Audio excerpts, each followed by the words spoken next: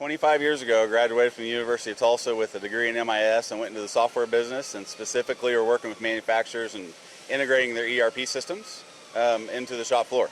So we were doing data collection, which sometimes meant replacing paper, and sometimes it meant going into the machine and pulling data out.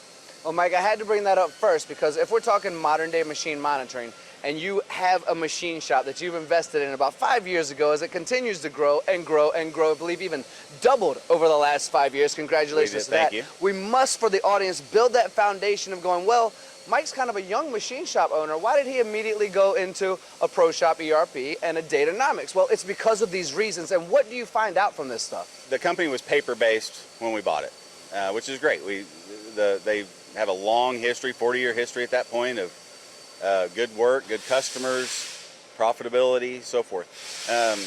But a lot of times that's 2 or 3 days after the job shipped, you knew if you did well, and you're not going to change the outcome at that point, right?